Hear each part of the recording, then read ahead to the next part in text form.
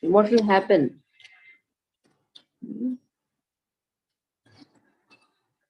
Oh, Krishna, this is my doubt. Because except for you, nobody can solve this doubt. Now, a person who is bewildered from the path of transcendence, does he fall from both spiritual and material platform? What will happen to him? He is in this path, no doubt. He has started with great faith. That's also there. He started with great faith. But then later he could not, because of some worldly mindedness, he is not able to attain the perfection. So what will happen to such people? So except for you, Krishna, nobody can solve this doubt. That is what has been said. Then Lord says, Shri Bhagavan Uvacha Parthanaiveha Mutra Vinashastasya Vidyate Nahi Kalyana Krutkasche Durgatita Takachati Parthanaiveha Mutra Vinashastasya Vidyate Nahi Kalyana Krutkasche Durgatita Takachati. This verse two of you should repeat. Bindu can repeat. Bindu Mataji, Aruna Mataji can repeat. This verse is very, very important. So, repeat this verse, chant this verse. Chant this verse. Aswani Prabhu also can chant. Hare Krishna Mataji. Yes, Mataji.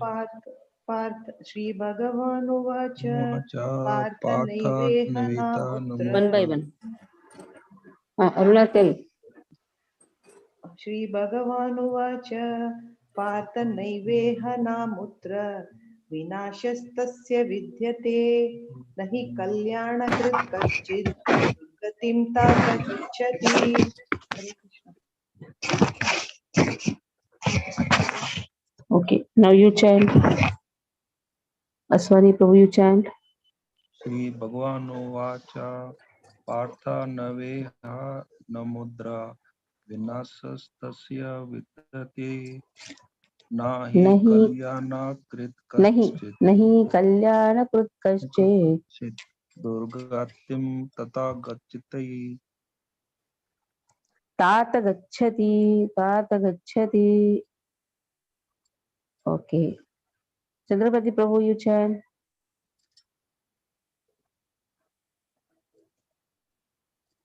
Hari Bol.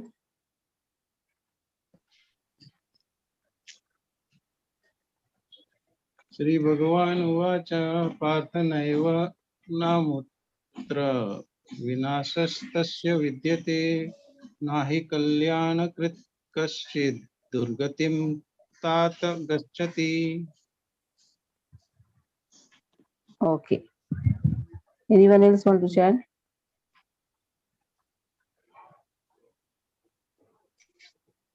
Shilpa wants to chant.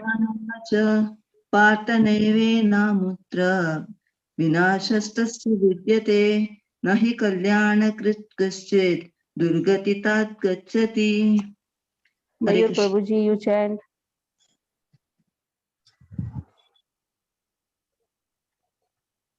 Mayur Prabhuji can chant.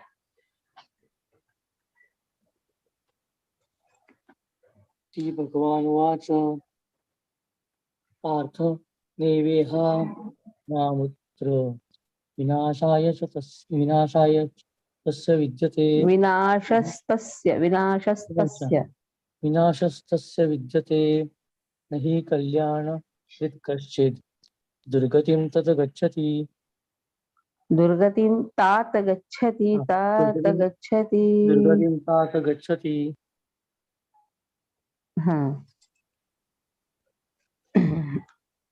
The Supreme Personality of Godhead said, Son of Pritha, a transcendentalist, engaged in auspicious activities, does not meet with destruction either in this world or in the spiritual world. One who does good, my friend, is never overcome by evil. Let's see what a powerful statement. Very clearly it has been said that the devotees will never perish. The transcendentalists, here technically the word used is transcendentalists, will never perish. Neither in this world nor in the spiritual world. Because they have taken the path of devotion. Transcendentalist means one who has taken the path of transcendence. The verse from first canto, 5th chapter, 17th verse has been put. Tektva sudharmam charanam bhujam harer bhaja apappo asapate tato yati yatra kvava bhadram abhuta bhashyakim kovartha apto abhajatam sudharmatah. This verse has also been put in the 2nd chapter, 40th verse, where it has been said, Neha Vikramanashosti Pratyavayo Navidyate Salpamatya Sadharmasya Krayate Mahato Bhayat. Even if a person, 39th verse, very clearly it has been said, 2nd chapter, 39th verse, but also you'll find this verse. Even if a person has done swalpa, even a small thing in devotional service, he will never be lost. Here also the same verse has been put. Tektva sudharmam charanam bhujam. Even if he has given up all his material duties and taken up the shelter of the Supreme Lord, there also he is not performing his duties properly. Still, yatra kava patram abudushkim kovarthapto abhajitam sudharmata. Even if he is not doing his duties properly, still he will not be in loss. On the other hand, if he has done his activities, his duties 100%, everything, but he is not a devotee, what is the use? If he is not taking up the process of Krishna consciousness, what is the use? So the purport may be understood as follows. Humanity, in the first verse, if you see, in the first paragraph, the verse has been described. The Bhagavatam assures unsuccessful transcendentalists that there is no worries, even though he may be subjected to the reaction for not perfectly executing prescribed duties.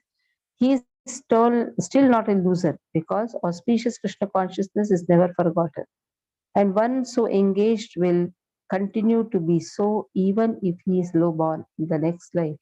On the other hand, one who simply follows strictly the prescribed duty does not necessarily attain auspicious results, even if he is lacking in Krishna consciousness. The purport may be understood as follows. Humanity may be divided into two sections, namely the regulated and the non-regulated. Those who are engaged simply in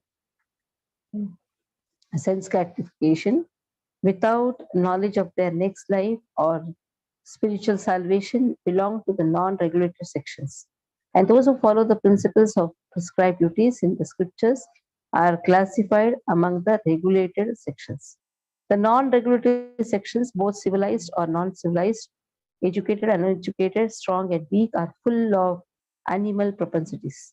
Their activities are never auspicious because while enjoying the animal propensities of eating, mating, sleeping, defending, they perpetually remain in material existence, which is always miserable.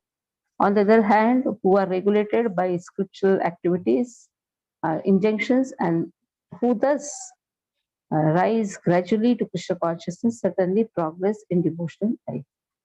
Now, those who are following the path of auspiciousness can be divided into three sections. The followers of the rules and regulations who are enjoying material prosperity, those who are trying to find ultimate liberation from the material existence, those who are devotees in Krishna consciousness. So these three divisions are Karmi, Jnani, Bhakta. Karmi with Karma Kanda is trying to enjoy the material propensity because he's following the scriptures. He's following Vedas. The first category is he's not following the Vedas at all. There are two types of people, those who are uneducated, uncivilized, or educated but civilized but not following the Vedas. They don't accept the Vedas. That means they are into unrestricted sense enjoyment. But those who are following the Vedas also are two types. One are those who are performing the karma kanda activities, and they're karmis. Technically, they're karmis. Jnanis, those who are interested in the liberation, and those who are in Krishna consciousness. Those who are following the rules and regulations of the scriptures for material happiness may be further classified into two. Those who are fruity workers and those who desire no fruit for sense gratification. You can say he is full of sakarma. You can say he is performing sakarma, no doubt, but he is interested in the results. And there are nishkarmis, nishkama karma yoga, karma, nishkama karmi, you can say. Still yoga has not come because he is not doing for Krishna. One, he is interested in the results, one who is not interested in the result. So one is performing sakarma, no doubt, but he is interested in the result. One is performing nishkarma, or you can say is not interested in the results. It also has been said. Those who are after fruity results for sense gratification may be elevated to a higher standard of life, even to the highest planets. But still, because they are not free from material existence, they are not following the truly auspicious path. So he's performing all punya karmas, everything, though not interested in the results, but he will get some or the other result. And those, even if he is not interested in the result, but he's performing the activities based on the, this cannot be called as an auspicious path, but he is performing karma kand activities. So results will be there. Now those who are performing for the results, they will get higher planets, Svarga. No, but they both are not coming in the category of auspicious activity, because whatever it may be, it is karma kanda. The only auspicious activities are those who lead one to liberation. Any activity which is not aimed at ultimate self-realization or liberation from the material bodily concept of life is not at all auspicious. So very clearly it has been told that if it is not for ultimate self-realization, then this is not at all auspicious. So karmakand activities has not been considered as an auspicious activity, though Vedas are followed, but still this has been not considered as a auspicious activity. Very clearly it has been told. The only auspicious activity are those which lead to liberation. Any activity which is aimed at ultimate self-realization or liberation from the material bodily concept of life is not at all auspicious. So activity in Krishna consciousness is the only auspicious activity, and anyone who voluntarily accepts all bodily discomforts for the sake of making progress on the path of Krishna consciousness can be called as a perfect transcendentalist under severe austerity. So Krishna conscious activity is the only auspicious activity. Even a jnani's activity is also auspicious, but it cannot be called as a perfect auspicious activity. But perfect auspicious activity are the activities done by the devotees. And because the eightfold yoga system is directly directed towards ultimate realization of Krishna consciousness, such practice is also auspicious. Samadhi. Now there are yogis, there are jnanis, there are yogis. Yogis are into Ashtanga Yoga. Ashtanga Yoga's uh, uh, goal is to attain samadhi. Samyagadhiti asmin atmatattva yathatmaya. So the goal is samadhi. So the goal is samadhi. Samadhi means understanding our relationship with Krishna. So that is also considered as auspicious. And no one who is trying his best in the matter need fear degradation. Very clearly it has been said, there are two types of activities. One activity which is guided by the Vedas, one who takes the guidance from the Vedas, and those activities which does not pay any, they don't want to accept, they don't pay any heed to the Vedas, instructions of the Vedas. They don't accept the Vedas. So those who don't accept the Vedas, they are certainly miserable. Those activities are certainly miserable, and those activities are not in the path of transcendence, and that is why they are all inauspicious activity. Now those who are following the Vedas, again there are three categories: karmi, jnani, yogi. Karmi, jnani, bhakta. Now karmi also, Though following the Vedas, still their activities are not considered auspicious because their goal is just reaching the higher planets. But these higher planets are also in this material world. Wherever karmi's activities are not also they are also not considered to be the auspicious activity. Now, if we compare the Gyanis and the Bhaktas, the Gyanis are into liberation. Still, we can call it as an auspicious activity because at least he's getting liberated from this material world. Just please excuse me for 2 minutes, huh? 2 minutes.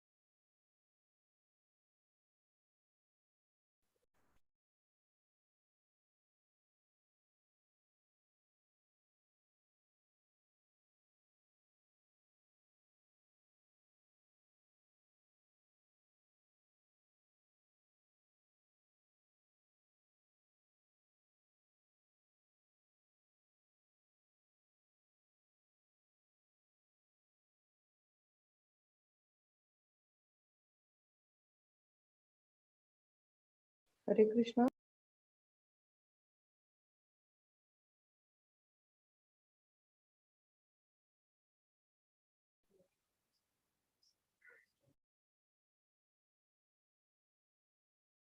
Chandrana Prabhu. हाँ माताजी, हरे Krishna. Oh, Mataji is on mute, no? So, I'm sorry because there was an important content that. Okay. So now, what is an auspicious activity? The auspicious activity is the best auspicious or the perfect auspicious activity is Bhakti Yoga. So we are all fortunate, isn't it? Srila Prabhupada has given us Bhakti Yoga. Very, very important. Wherever we get an opportunity to hear and chant, we should just seek it. Because Prabhupada has given us Bhagavad Gita, Bhagavatam, Nectar of Devotion. Just see how fortunate we are that we can open the scripture, we can read, though we are not so qualified, but still, because of Srila Prabhupada, we are able to see the verses, read the verses, chant the holy name. So this is a mercy of Srila Prabhupada. Now, what will be the result, or what is the destination of a person who has performed some devotional service? At least he has walked in this. We are not talking about just devotional service. He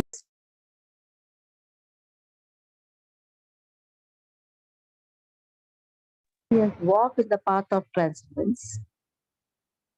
He can be in any category now. A Jnani, Yogi, Bhakta.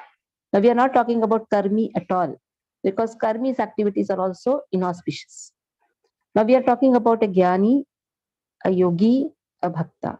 Jnani performing lot of austerity just to understand I'm not the body, I'm soul. At least he is trying to understand this. This is the basic step. We should understand very nicely now. Jnani, he tries with his knowledge, he wants to understand I'm not the body, I'm soul. Still, why it is not perfect? Because he's not understanding that this body and the soul belongs to Krishna. In the whole of Vedic scriptures, what is the thing we have to understand? I'm not the body, I'm soul. This is the first basic step. But the next is what? I am part and parcel of Krishna. I am servant of Krishna. This we have to understand. If this is not understood, just I am not the body, I am soul is the basic step in the path of transcendence. Even if he has done that, still he is not completed. What is that completion? What is that perfection? To understand I'm not the body, I'm soul, that is there, but I am servant of Krishna. So for them, what is the gantavya? What is the result? Prapya punya krutam lokam shitva shashvatim samaha shuchinam shrimatam gehe yoga prashto vijayate. Very, very important verse. Prapya punya krutam lokan ushitva shashvatim samaha shuchinam shrimatam gehe yogo brashto vijayate. Prapya, what they will attain, because they have performed lot of pious activities, no doubt.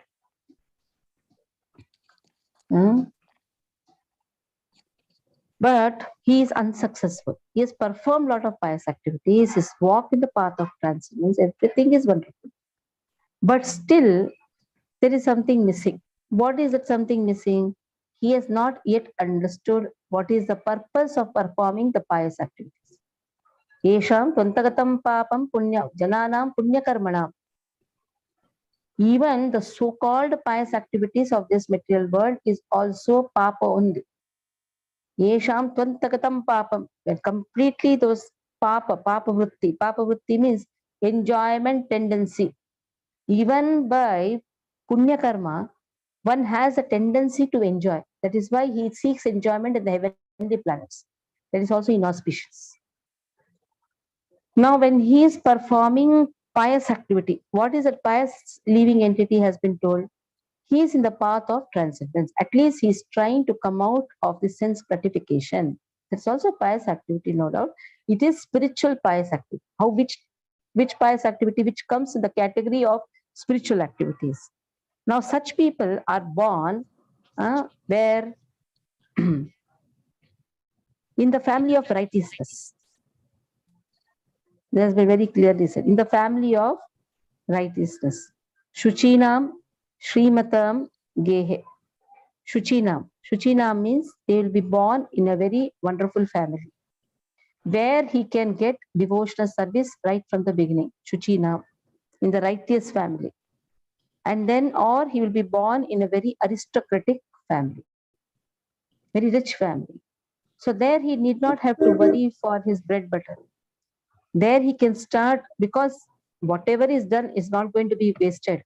Even a small thing done, that is there. So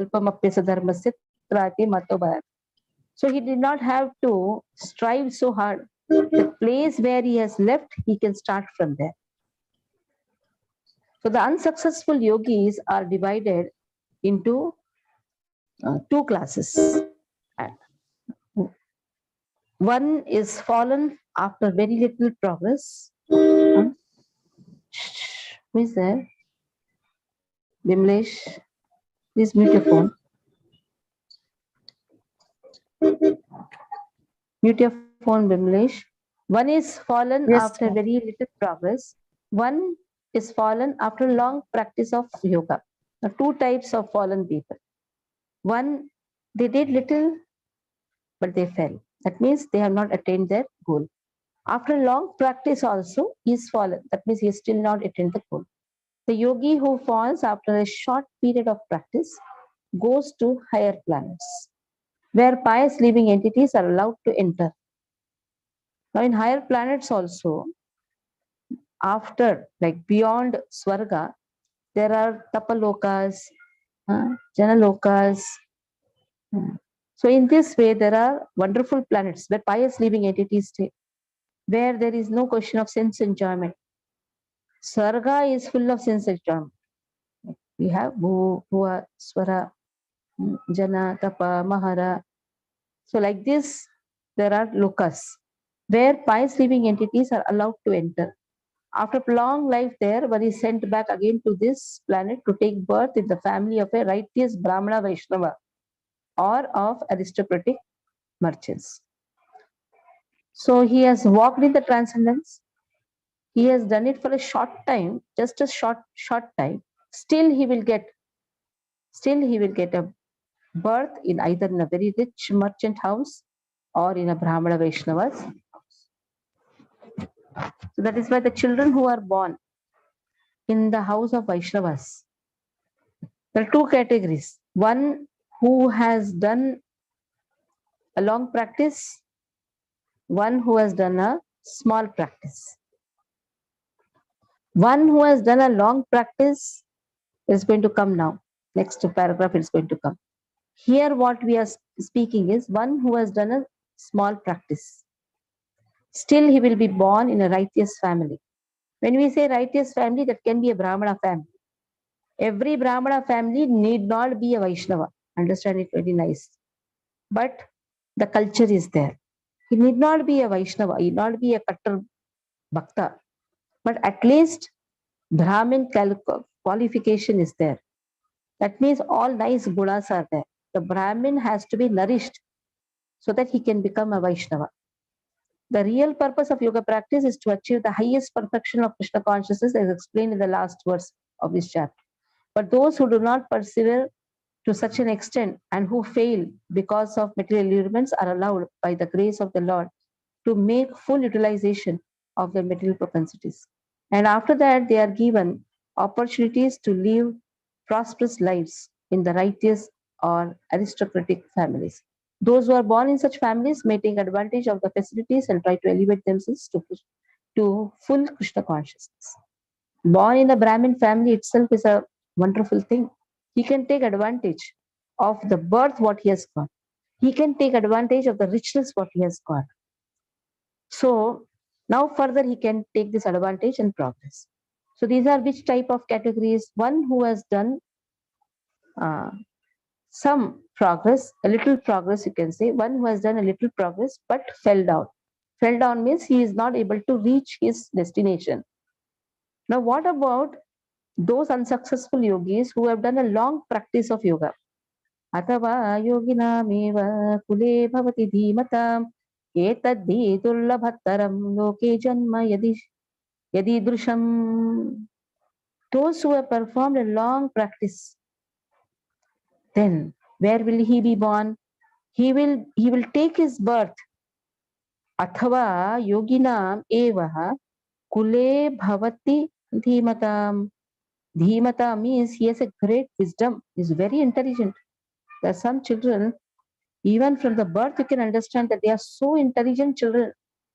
Whatever you teach, they just pick it up. So such birth is very, very rare. Very rare. And where will they take birth? In the family of devotees. Simple. In the family of transcendentalists. Srila Prabhupada says, the fourth generation, they are actually Vaikuntavasis. They are Vaikuntavasis. Their birth is very, very rare. They have done for a long time practice in yoga. Then you'll say, Vaikuntavasis, how come they have again fallen down? They're not fallen down. There are Vaikuntavasis who have appeared to propagate Krishna consciousness, the fourth generation. This fourth generation, they have not tasted anything except Krishna Prasadam, right from the womb of mother. They are also born in such mother's womb who are also pious. So they get birth also in such a pious mother's womb. They are cultivated right from the beginning.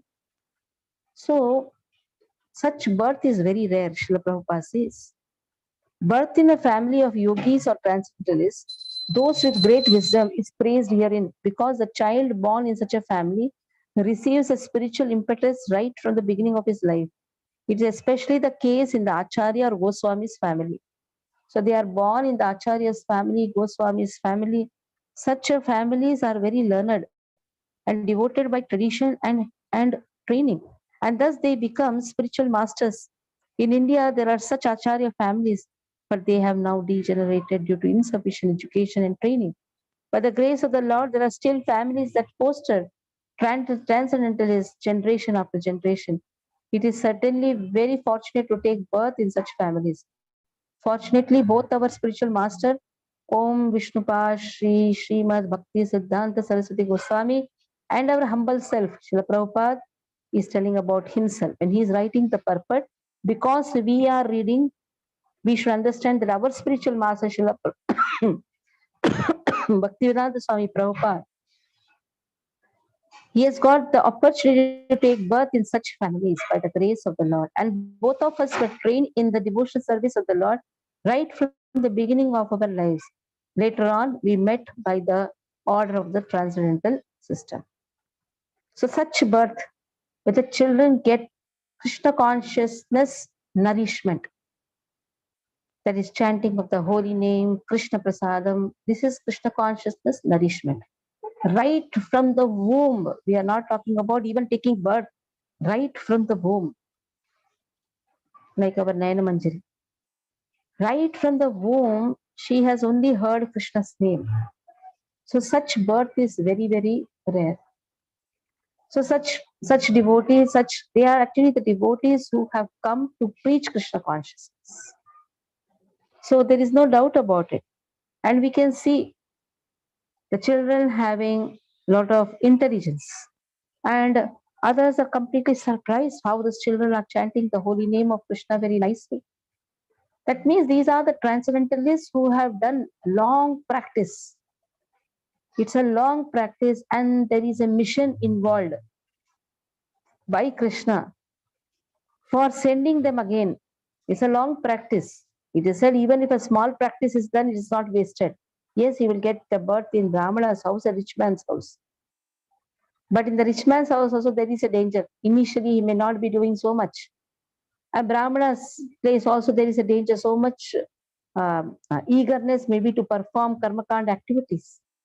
But a person who is born in a devotee's house, you can say, or the place where he is getting devotional service, then he need not have to worry. Because right from the beginning he is getting Krishna consciousness and such birth is very, very rare. Tatratam buddhi samyogam lavate paurvadehikam yatate cha tato bhuyah samsiddhau kurunandana. So what happens on taking such birth? Buddhi samyogam. He revives his consciousness. We see the abhasa. There is bhava abhasa. So much of bhava is there. Abhas is there. That abhas becomes true bhava. They attain bhava very quickly. Because bhava, prema, that is the ultimate stage in devotional service. In the beginning, we'll say, oh, this child has so much of bhava. Like yesterday, I met a child in our Pujari's child in Boisar. I said, what is your name? Lavanya Sindhu Adhikari. He is just 4 years, like same like Nayana Manjari, 6 months elder. So I said, you slang shlokas? He was chanting shlokas. Very beautiful poem, very sweet poem, Brahmana's son. He's not only Brahmana's son, but he's a devotee's son. Because he has got to perform devotional service right from the beginning and chanting the holy name very nicely. So just a small touch, it revives the consciousness. That bhava bhasa becomes true bhava. And then what happens? He again tries to make further progress to achieve that complete success. The complete success is taking shelter of Krishna consciousness. And technically they are known as Vaikuntavasis because they don't have any kuntas, they don't have any miseries. Right from the beginning, all fortune comes to them. And what is that fortune? Getting Krishna's name is the highest fortune. There is no better fortune than this. Krishna's name, right from the beginning, they get Acharya's mercy. They get devotees' mercy. So, right from the beginning, they can make progress. King Bharat. Now, example is King Bharat, who took his third birth in the family of a good Brahmana, is an example of good birth for the revival of previous transcendental consciousness. King Bharat was an emperor. Since his time, this planet has been known as, among the demigods, as Bharatvarsha. Formerly, it was known as Ilavatavarsha. The emperor at an early age, he retired for spiritual perfection but failed to achieve success. In his next life, he took birth in the family of a good Brahmana and was known as Jadabharat because he always remained secluded and did not talk to anyone. And later on, he was discovered as the greatest transcendentalist by King Rahugana. From his life, it is understood that transcendental endeavors or the practice of yoga never go in vain. By the grace of the Lord, the transcendentalist gets repeated opportunities for complete perfection in Krishna consciousness. So there is never a loss in devotional service in the path of transcendence. Yogi, Jnani, Bhakta. The yogis, after is going to come again after thousands and thousands of endeavor. They get to know about Vasudeva. Vasudeva Sarvamiti Samahatma Sudurlabha. Stop here. Any questions you can ask.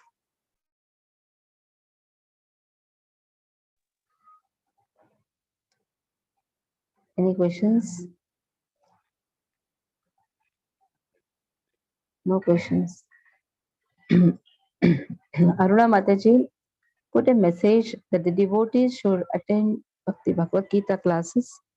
It can be a new section or an old section. The more we chant, the more we chant, the more we can understand Bhagavad Gita.